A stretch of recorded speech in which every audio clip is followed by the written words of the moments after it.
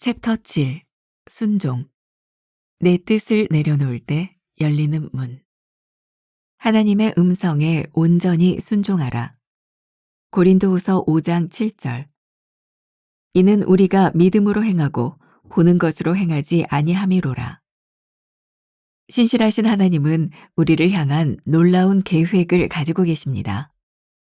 성경은 하나님께 나아가는 자는 반드시 그가 계신 것과 또한 그가 자기를 찾는 자들에게 상 주시는 이심을 믿어야 할지니라 라고 말합니다. 우리는 이 믿음을 가지고 하나님께 나아가야 합니다. 혹시 당황스러운 일을 겪게 되더라도 그것이 하나님의 거룩한 성품을 해치는 일이 아니라면 우리는 하나님이 행하시는 모든 일을 신뢰해야 합니다. 하나님의 음성에 대한 우리의 응답은 즉각적이며 온전한 순종이어야 합니다. 우리는 종종 내 뜻과 다른 하나님의 뜻에 맞닥뜨리면 당혹스러움에 순종하기까지 지체하게 됩니다. 요나처럼 하나님의 뜻을 피해 도망가거나 야곱처럼 하나님과 씨름하며 불신을 드러내기도 하지요. 그러나 다윗은 주의 계명들을 지키기에 신속히 하고 지체하지 않았습니다. 하나님은 한결같이 순종하는 순전한 마음을 훨씬 더 기뻐하십니다. 순종하는 발걸음 위에 하나님의 은혜가 임합니다. 하나님은 순종하는 자에게 힘과 능력과 은혜를 베푸십니다. 순종하지 않는 사람은 순종의 결과를 결코 경험할 수 없습니다. 스카이 다이빙을 할 때 낙하산이 펴질 것을 믿고 뛰어내려야만 안전하게 착지할 수 있는 것처럼 하나님이 어떤 말씀을 하시든지 순종하리라 결심하고 모험에 뛰어드는 사람만이 하나님의 놀라운 역사를 체험하게 됨을 기억하십시오. 나는 하나님의 음성을 듣고 즉각적으로 온전하게 순종합니까? 하나님이 행하시는 모든 일을 신뢰합니까?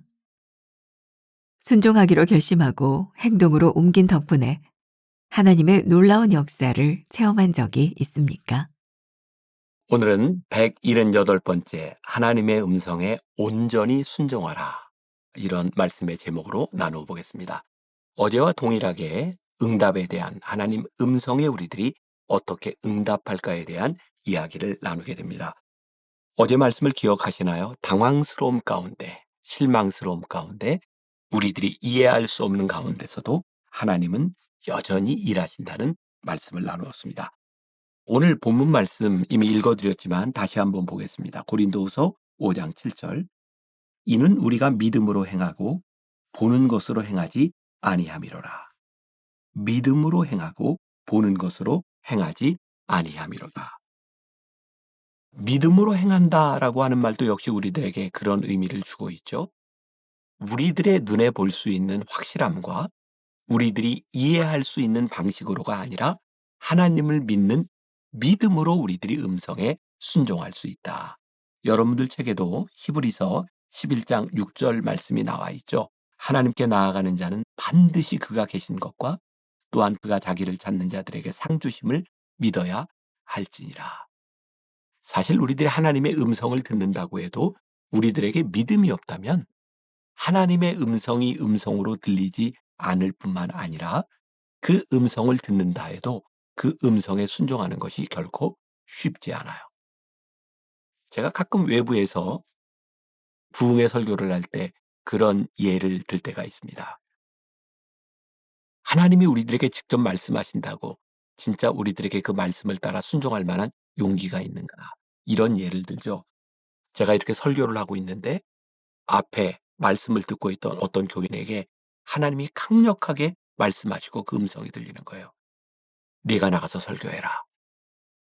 네가 나가서 설교해라.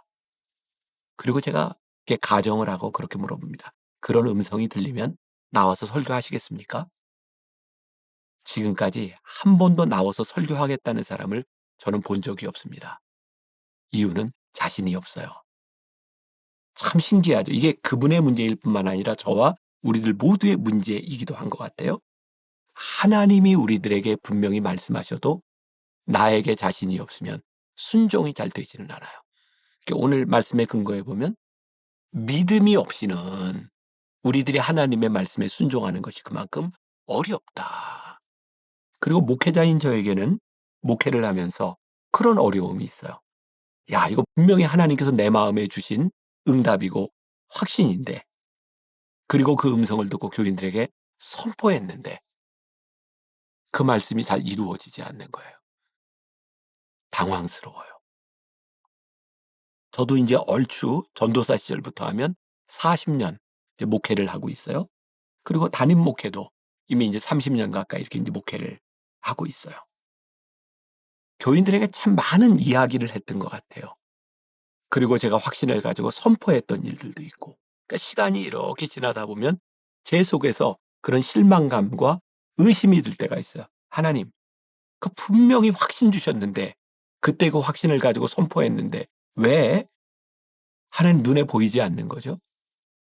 근데 목회를 20년, 30년, 40년을 하다 보니까 깨닫게 되는 게 있더라고요.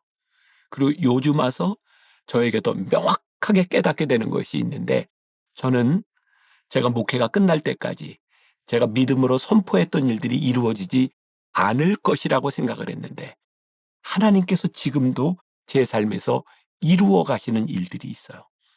저 스스로 깜짝깜짝 놀라요. 그렇구나. 응답은 내가 원하는 때에 내가 원하는 시기에 얻는 것이 아니라 믿음으로 선포한 것을 하나님을 믿으며 신뢰할 때에 하나님의 때에 이루어 주시는 것이구나.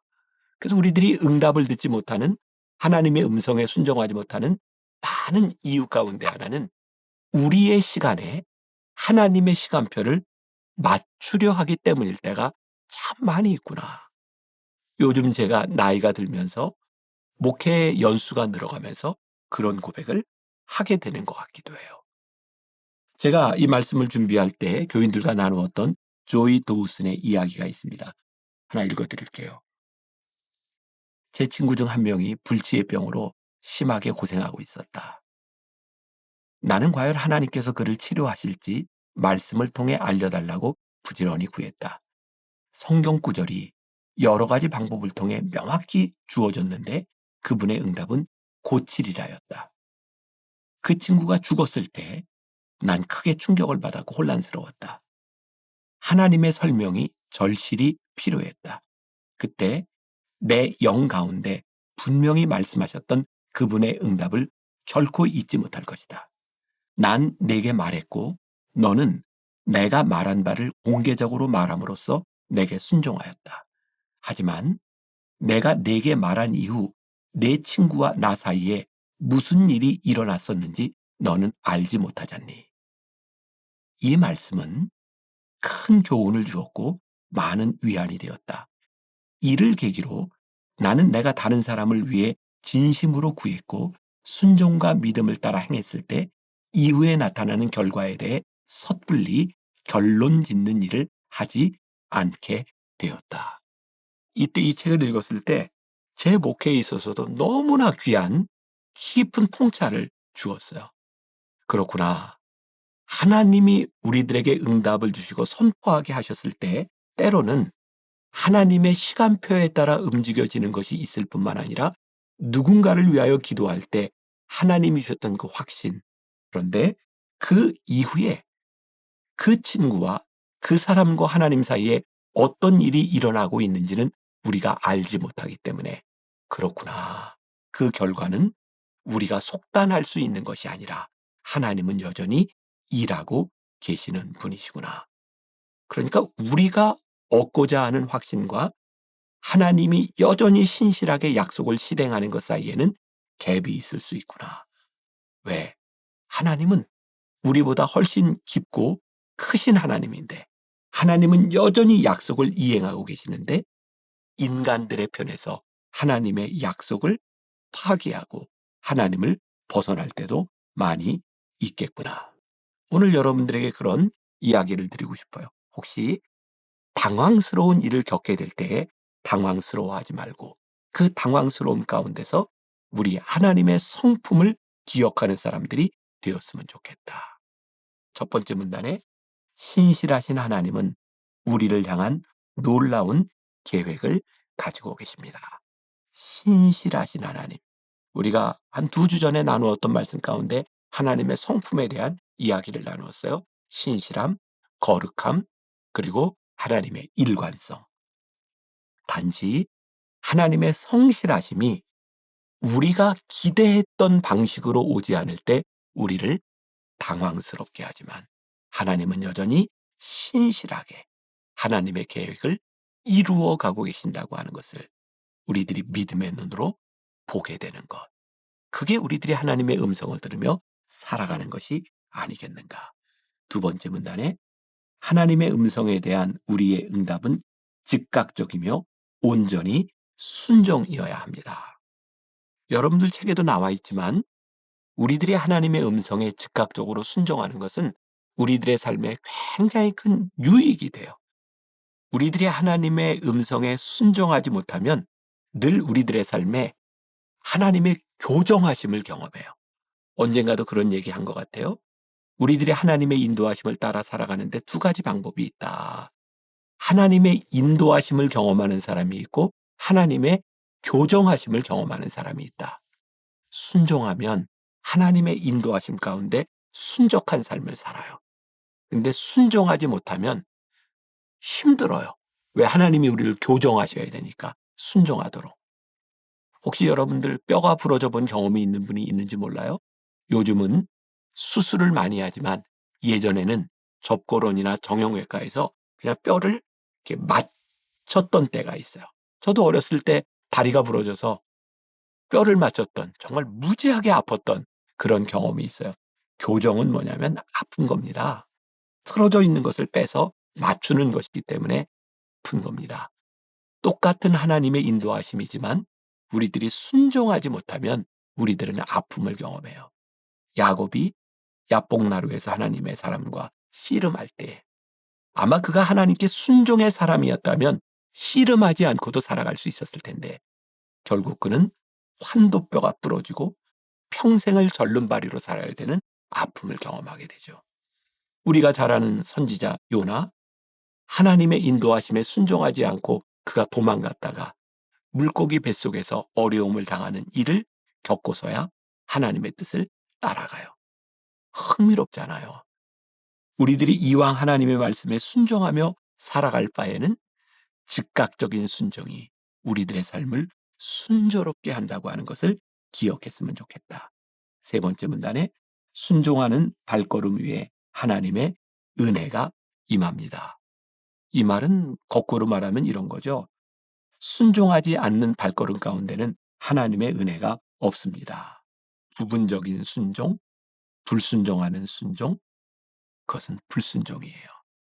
우리가 잘 아는 사도행전 5장 1절부터 11절까지의 아나니아와 삽비라에 대한 이야기가 있어요. 그들은 순종하고 싶었지만 그들의 재산을 다 팔아서 내놓고 가난한 사람들과 나누고 헌금하고 싶었지만 그들은 부분적인 순종을 하잖아요. 하나님이 베드로를 통해 그것은 순종이 아니다. 하나님을 기만하는 것이라고 가르쳐 주세요.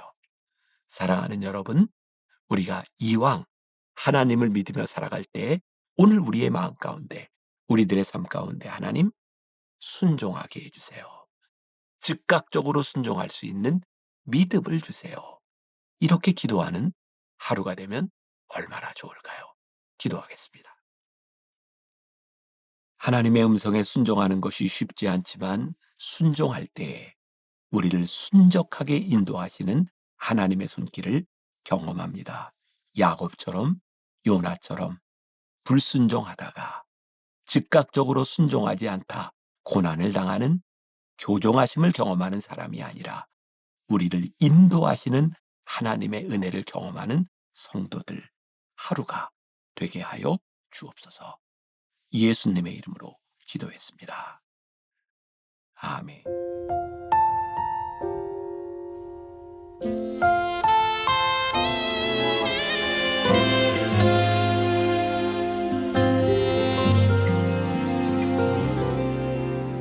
메마른 영혼을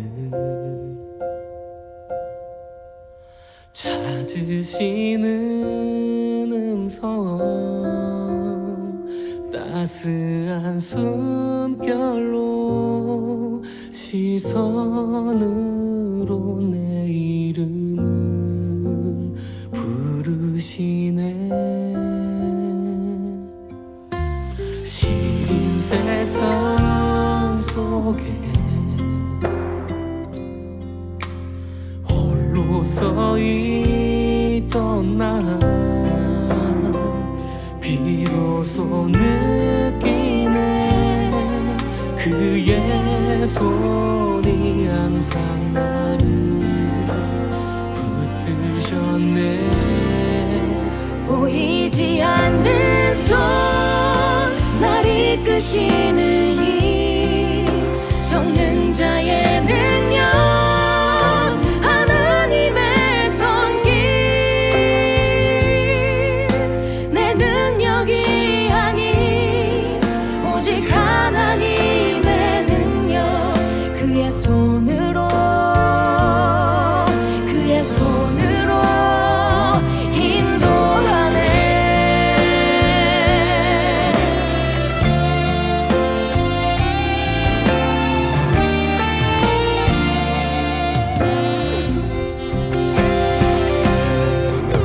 시린 세상 속에 홀로 서 있던 나 비로소 느끼네. 그의 손이 항상 나를 붙드셨네. 보이지 않는 손, 날 이끄시는 힘, 전능자의 능력, 하나님의 손길. 내 능력이 아닌 오직 하나님의 능력, 그의 손으로 보이지 않는 손, 날 이끄시는 힘, 전능자의 능력, 하나님의 손길. 내 능력이 아닌 오직 하나님의 능력, 그의 손으로